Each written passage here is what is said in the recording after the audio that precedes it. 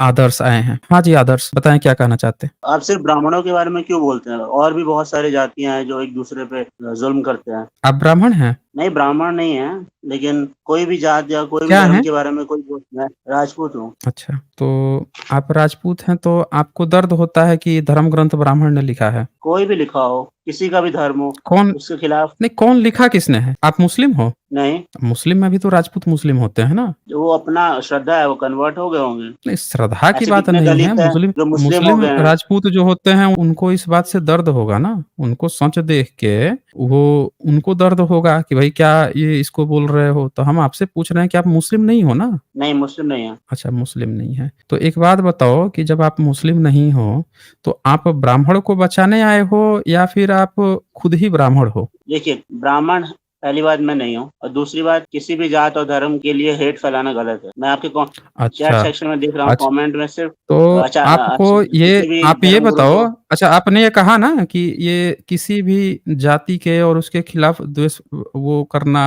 गलत है। आपको ये लग रहा है ना कि गलत है?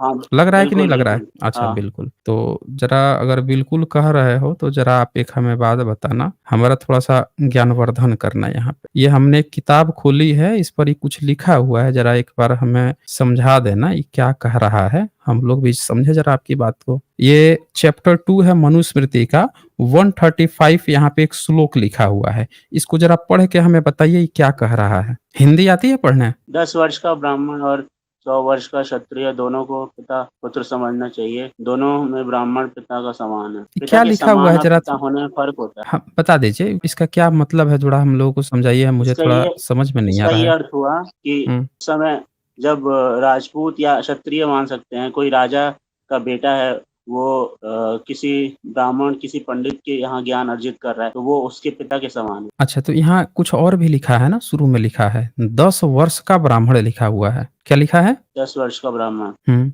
आगे क्या लिखा है उसके? 100 वर्ष का क्षत्रिय। तो कैसे आपने तो कहा कि वो जाता है पढ़ने तो वो समान है।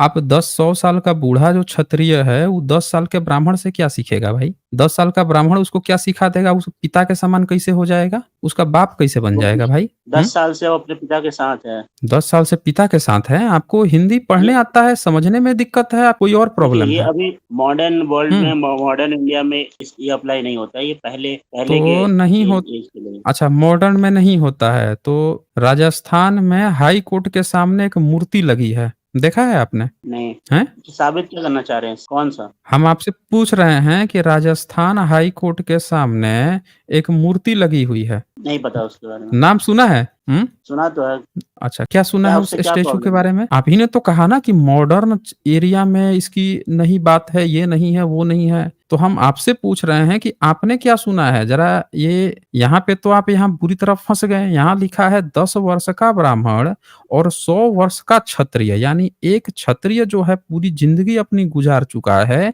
और एक 10 साल का ब्राह्मण जिसके दूध के दाँत टूट रहे हैं और कहा कि दोनों को पिता-पुत्र समझना चाहिए और यहाँ पढ़ने-लिखने की बात ही नहीं है। यहाँ क्या कह रहा है देखिए, दोनों में ब्राह्मण ये पिता के समान है। यहाँ पे ये लिखा है कि आपके जो परदादा होंगे ना, आपके परदादा 100 साल के हो गए और किसी के यहाँ दूध का दाँत किसी का टूट रहा है ब्राह्मण का 10 साल का बच्चा जो है वो आपके परदादा का बाप कहलाएगा। तो 10 साल का ब्राह्मण जो है आपके परदादा का बाप कैसे कहलाएगा? आप समझाने में यहाँ पे विफल हो गए, आपको समझ में नहीं आ रहा है। कैसे हो जाएगा आप भाई सम बाप?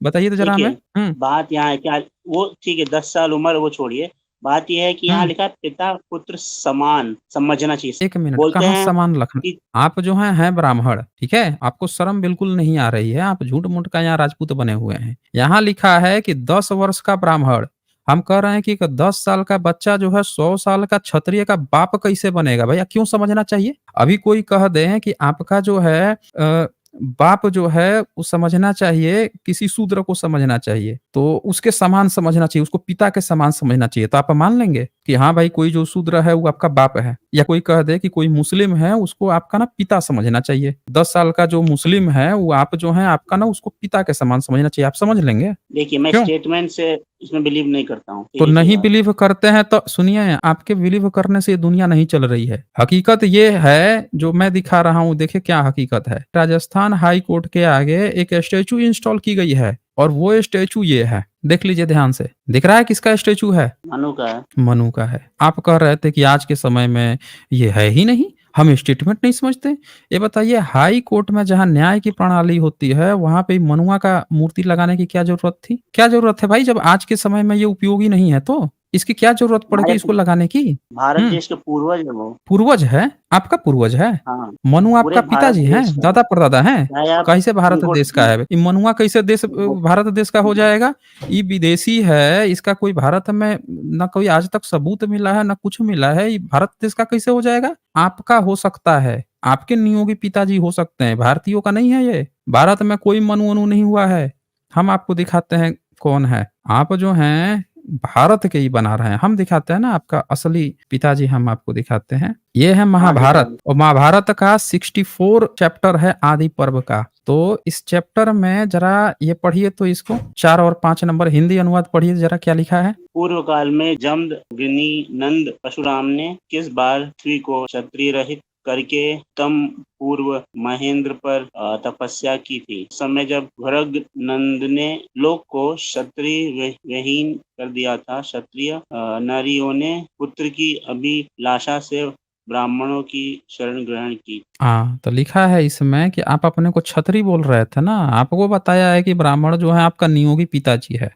लिखा हुआ है इसमें। इसीलिए आपको दर्द हो रहा था क्या कि आपके पिताजी नियोगी पिताजी की बात क्यों हो जाती है यहाँ पे? इसीलिए आपको दर्द हो रहा था क्योंकि आपको लग रहा था कि आपका तो डीएनए का रिश्ता है उससे। साइंटिफिकली आदर्श? प्रूवन है कि पूरे देश का जो तो जो आपके भी नियोगी पिता है वो? इंसान है, सबका ब्राह्मण डीएनए आपका एक है। नियोगी पिता है? सबका डीएनए एक नहीं है। देखें आदर्श, आपको हिंदी ठीक से पढ़ने नहीं आ रही थी, आप हमको डीएनए का ज्ञान मत दीजिए। अभी आपको पूर्व काल को पता नहीं क्या पढ़ रहे थे, जमदग्नि नंदन को आप पता नहीं क्या पढ़ रहे थे। इसी तरह से आप उत्तम को पर्वत को पर्व पढ़ रहे थे और आप हमको डीएनए बता रहे हैं, साइंटिफिक बता रहे हैं। ईश्वर मानते हैं? ईश्वर मानते एग्नोस्टिक हैं? हूँ, अच्छा पूरी तरह से नहीं एग्नोस्टिक मानते। हैं, सुन लीजिए एग्नोस्टिक हैं, बिना पेंदी के लोटे हैं। अब ये बताइए कि जो क्षत्रिय नारियाँ हैं, यहाँ लिखा है कि आपके घर की जो माता बहनाएँ थीं, वो पुत्र की अभिलाषा से ब्राह्मणों की शरण ग्रहण की थी। आपको लगता है कि क्षत्रियाणियों ने ऐसा किया होगा कि सारे क्षत्रियों को मार दिया परशुराम ने और वो फिर ब्राह्मणों के पास गई होंगी नियोग करवाने? आपको ऐसा लगता है? बोलिए। जी, लगता है। आपको लगता है? अच्छा, इनको लगता है। मतलब आपको ब्राह्मणों को अपना नियोगी बाप बताने में कोई शर्म तो नहीं लगती है ना? क्योंकि उस समय सारा ज्ञान ऋषि मुनियों के पास ही था तो इसीलिए आप मानते हैं कि ब्राह्मण जो है आपके नियोगी माँ-बाप हैं। और उस समय वो काल में जो क्षत्रिय थे पावरफुल। हम आपसे कह रहे हैं कि आपको ब्राह्मणों को अपना नियोगी पिताजी कहने में कोई शर्म आज तो डेट में नहीं ना लग रही है? हुँ? आपको लग रहा है ऐसा ना कि वो पहले बहुत भी ज्ञानी-विज्ञानी थे? हुँ। बात तो सुनिए, ऐसा अरे बहुत सुन हुआ ही तो है रहे हैं। कि हुँ। ब्राह्मण और राजपूतों में शादी हुई है। सुने, हमसे कहानी मत सुनाइए आप हमें। हमको आपको कहानी नहीं सुननी है। हम यहाँ जो स्क्रीन पर कहानी नहीं, दिखाए हैं उसके फैक्ट है बारे ये। में बताइए। अच्छा ये फैक्ट है कि शादी हुई है। ज़रा बता दीजिए कितने प्रतिशत राजपूत जो हैं वो ब्राह्मणों के यहाँ शादी किए हैं? बता दीजिए। राजस्थान में इतने राजा हुए हैं, इन राजाओं में से कितनों की बीवी जो है ब्राह्मणी थी? ज़रा नाम गिनाइए तो हमें। गिनाइए भाई। महाराज अशोक की भी जो पत्नी थी आय देखें ऐसा है जहाँ पे आपको नहीं नॉलेज है ना वहाँ पे मुँह मत मारिए, फँस जाइएगा बुरी तरह से। अभी आपने यहाँ पे कहानी एक गढ़ी है कि आपके राजपूत और ब्राह्मणों में शादी चलती थी। यहाँ सब लोग देखे हैं लिखा हुआ है कि क्षत्रिय नारियों ने पुत्र की अभिलाषा से ब्राह्मणों की शरण ग्रहण की और उसके नीचे लिखा हुआ है कि ब्राह्मण जो हैं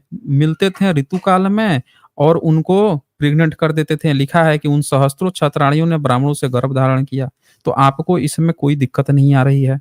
तो जब कोई दिक्कत आपको नहीं आ रही है, तो भाई आप सीधे-सीधे आप जवाब फिर क्यों नहीं दे रहे? एक भी नाम आपको नहीं पता है, इतना देरी लग रहा है, जिससे कि आप ये बता सकें कि ऐसा शादी हुआ है, क्लेम आप तुरंत ठोक दिए यहाँ पे? हाँ, क्यों? अभी याद नहीं आ रहा है, मुझे पता था। पता नहीं है। आएगा ना, आपको नहीं याद आएगा, क्योंकि याद आने के लिए वैसा होना ज़रूरी है। लेकिन हम आपको याद दिला देते हैं ना कि आपके यहाँ ना ब्राह्मणों के यहाँ से शादी नहीं चलती थी, आपकी शादी कहाँ से चलती थी हम दिखा देते हैं। आपकी शादी चलती थी यहाँ पे, ये है किताब अकबरनामा, ये देखिए, पढ़िए तो ज़रा क्या लिखा हुआ है? वो उसका अलग कॉन्टेक्स्ट है। सुनिए, हमसे कहानी मत सुनाइए कॉन्टेक्स्ट-फॉन्टेक्स्ट। अभी आपने एक क्लेम किया कि राजपूत ब्राह्मणी की शादी हो जाती थी। हमने जब आपसे पूछा कि भाई कितने का हुआ, आप प्रतिशत नहीं बता पाए। जब शादी-विवाह आपस में होता है ना, तो उसका एक प्रतिशत होता है कि हाँ 50-50 हो जाता है, नहीं 25% लोग कर लेते हैं, नहीं 30%, नहीं 90% हो जाता है, बस 10% लोग नहीं करते। ये एक आंकड़ा होता है, आप प्रतिशत नहीं बता पाए, प्रतिशत छोड़ दीजिए, एक नाम नहीं गिना पाए हैं। लेकिन हमने तुरंत आपको सबूत खोल के यहाँ पे दिखा दिया है कि आपकी शादियाँ यहाँ लिखा है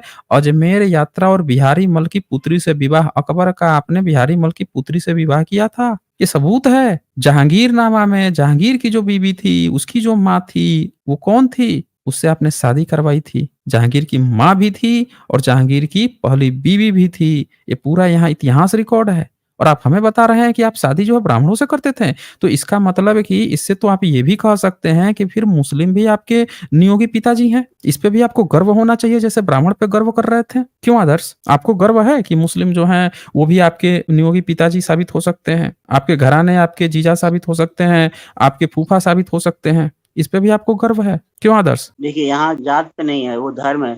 ब्राह्मण हम हिंदू आपसे है। पूछ रहे हैं आज कि आपको इस बात पे गर्व है कि नहीं है कि मुस्लिम जो हैं आपके फूफा भी हो सकते हैं, आपके जीजा भी हो सकते हैं।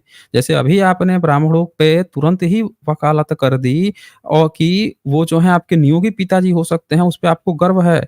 तो फिर मुस्लिम पे आपको भी गर्व होना चाहिए। क्यों? ये तो शादियाँ हुई जी हैं यहाँ पे। बिल्कुल, जी, जी अच्छा गर्व है बिल्कुल, ना आपको? अच्छा, गर्व है। बिल्कुल। अब वहाँ ये ब लड़की भी अच्छा शादी कर अच्छा सकती है, अब लड़का भी बताइए शादी कर सकता है। अच्छा, हाँ, कर सकते हैं। अब एक बात बताइए कि जो राम मंदिर था उसको किसने तोड़ा था? बाबर के जनरल ने तोड़ा था, बाबर के जनरल ने तोड़ा था। नाम क्या था उस मस्जिद का? बाबरी मस्जिद। बाबरी। यानी कि दोष जो है या क्रेडिट जो है बाबर को गया। यही हुआ ना? क्रेडिट अब जो लड़ाई में है उसको हार-जीत हाँ, की बात लड़ाई होता में है। हार-जीत होता है। बहुत बढ़िया हार-जीत होता है। तो कहने का मतलब ये है कि बाबर जो है उसने बाबरी मस्जिद बना दी राम मंदिर को। यही मतलब हुआ ना इसका? राम मंदिर के ऊपर सिर्फ गुम्बद लगाया था, बाकी सारा मंदिर था, सामने दिख रहा था। मतलब आप यही कहना चाह रहे हो ना कि बाबरी मस्जिद बना दिया, ये क्रेडिट बाबर को गया, आप यही कहना चाह रहे हो ना? हाँ जी? हाँ, हाँ, बोल सकते हैं ऐसा। हाँ, ऐसा बोल सकते हैं। तो अब एक बात बताओ कि अभी आप धर्म की बात कर रहे थे, जो मंदिर जो है अगर उसको मस्जिद बना देता है, तो आप जो है उसके जो बच्चे हैं, उसके पोते हैं, उसके साथ शादी-विवाह संबंध करोगे? जब वो रोड पे घूम रहा था, तो उसको हटा के इस देश को आज़ाद करने की बजाय आप उसको बुला के देश में बैठा लिए, उसके बाल-बच्चों को पैदा करवाने लगे। आप अकबर को, जहांगीर को शादियाँ करने लगे उससे। जिसने जो हम बाबरी मस्जिद बनवा ली, हैं? लगता है आपको पूरा क्यों? हिस्ट्री पता नहीं है। अच्छा नहीं पता है, बताइए तो ज़रा हम लोग सुने इनसे, क्या है हिस्ट्री? अकबर बताइए। को इसलिए वापस बुलाया गया था क्योंकि उस समय ज़ुल्म करने वाले शासक थे, वो हिंदुस्तान में आक्रमण कर रहे थे। कौन जुल्म करने वाला शासक था? बताइएगा ज़रा आप हमें। हुँ? खिलजी हुमायूँ को शासन से कौन हटाया था? हुमायूँ जब दिल्ली पे था, बाबर मर गया, बाबर के मरने के बाद से हुमायूँ जो है वहाँ का शासक बना दिल्ली में। तो हुमायूँ को किसने वहाँ से गायब किया? किसने उसको हराया था? उसने शेर शाह सूरी ने। शेर शाह सूरी ने। बहुत बढ़िया। अकबर की लड़ाई किससे हुई थी? जब दिल्ली की गद्दी पे जब अकबर से लड़ाई किया अकबर ने 13-14 साल की उम्र हुआ, तब कौन से राजा से लड़ाई किया था? हेमू हेमू की जाति क्या थी? राजपूत थे वो। राजपूत थे बताइए। ये व्यक्ति को देख लीजिए घंटोल हैं। हेमचंद्र हेमू एक बनिया था और उस बनिये को आप लोगों ने अपनी वर्ण व्यवस्था में इतना दबा के रखा था, उसको नीची जाति उसको तेली नमक बेचने वाला नूनिया इस तरह का बना रखा था, तो उसको आप लोगों ने वर्ण व्यवस्था में इतना डाउन कर रखा था कि किसी मुस्लिम ने उसको अपना सेनापति बना के ऊँचा पद दिया था। तब जाके वहाँ का वो सेनापति बना था। कहानी गढ़ रहे हैं आप हमें? और अभी आप क्या कह रहे थे कि अकबर को इसलिए लाया गया ताकि जो है यहाँ पे शासक अत्याचार कर रहे थे। आपने भारत के एक वैश्य वर्ग के हेमचंद्र हेमू को जो कि गुप्ता था, उसको हटाने के लिए, उसको हरवाने के लिए आप लोगों ने अकबर का समर्थन किया, अकबर जीत गया। और आप कह रहे हैं अकबर को इसलिए लाया गया कि अत्याचार कर रहे थे। तो मिस्टर आदर्श आप लोगों की ये कहानी है और उससे भी बड़ी बात क्या है कि आप लोगों ने हुमायूँ को उस समय सहायता दी जिस समय हुमायूँ बेघर हो गया था, उसको कोई नहीं सहायता कर रहा था और आप लोग जो हैं बैठ के उसको इस देश का वारिस बना रहे थे, जिस पर आप आरोप लगाते हैं कि जिसने वो कर रखा था, जिसके पिता ने बाबरी मस्जिद बना दी थी, हालाँकि वो बात सही नहीं है। फिर भी यहाँ पे देख लीजिए अकबरनामा खुद लिखता है कि अब हुमायूँ ने देखा कि सिंध में सफलता की कोई आशा नहीं थी, उसकी सेना में राजद्रोह था, उसके भाई सहायता नहीं कर रहे थे, भाग्य साथ नहीं देता था, इसीलिए उसकी इच्छा हुई कि फ़कीर बनकर एक कुटिया में रहने लग जाए और संसार के कोलाहल से दूर चला जाए। परंतु उसके घनिष्ठ साथियों ने उसको समझाया कि यह विचार छोड़ दिया जाए और मालदेव के देश में भाग्य की परीक्षा लिए जाए, क्योंकि यह राजा ने बार-बार स्वामी भक्तिपूर्ण पत्र लिखे थे और कहा था कि उसके पास सेना और तोपखाना है। इसीलिए बादशाह ने आदेश दिया कि उस राजा के देश की ओर प्रयाण किया जाए। एक समय आया हुमायूं का कि जब उसके अपने लोग जब उसकी सहायता नहीं कर रहे थे, वो सोचा था सब चीज छोड़ के फकीर बन जाऊंगा, तब आप लोग क्या किए, उसको बोल रहे हैं कि आओ हम तुमको सेना देंगे, ये देंगे या तुम लड़ाई करो। बताइए, आप लोगों ने मुस्लिमों को यहाँ पे बैठ के खिलाया है। और उससे भी खास बात क्या हुआ कि उसके बच्चे को अपने किले में रखवा के आप लोगों ने उसके बच्चे पैदा करवाए अकबर को। ये देखिए क्या लिखता है, अमरकोट की ओर से चले, जो दृढ़ दुर्ग था, भूख और प्यास की कठिनाइयां उठाकर सब लोग अमरकोट पहुंचे। दुर्ग के शासक राणा प्रसाद ने अच्छी सेवा की, तो राणा प्रसाद जो है हुमायूं को बैठा के अमरकोट में से वो किए जिस समय उसकी हालत खराब हो गई थी। और ये देखें उस सुखद स्थान पर बादशाह ने कुछ दिन व्यतीत किए अमरकोट में। जब वो मारा मारा फिर रहा था तब आप लोगों ने मुस्लिमों को, नहीं तो मुगलों का यहाँ से भारत से खत्म हो जाता। ये आप लोगों ने मुगलों को यहाँ पे बैठाया, जन्माया बच्चे को, तब अकबर को आप लोगों ने हेमचंद्र वैश्य को हटा के फिर मुस्लिम को, मुस्लिम से फिर आपके रोटी बेटी संबंध चल रहे थे।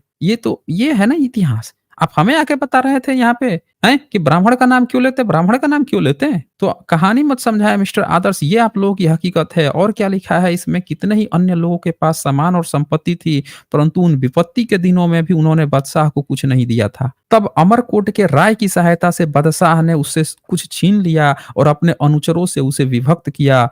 अब बताइए, अमरकोट का राजा जो है वो सहायता दिया, उसके अपने आदमी तक नहीं दे रहे थे। आप हमको यहाँ कहानी समझा रहे थे। चले मिस्टर आदर्श, जाइए जाके अपना पढ़ाई कीजिए। किताब हिंदी तक ठीक से नहीं पढ़ने आती है, यहाँ पे आके ज्ञान दे रहे हैं कि ब्राह्मण पे क्यों बोलते हैं। यहाँ ब्राह्मण ब्राह्मण पे नहीं बोला जाता है। जिसने भी भारत के बहुजन समाज में एससी एसटी ओबीसी जिसके हक अधिकार संसाधन जिसने भी छीनने की बात की है, उस पे बात किया जाता है। हानि गढ़ रहे हैं यहाँ पे।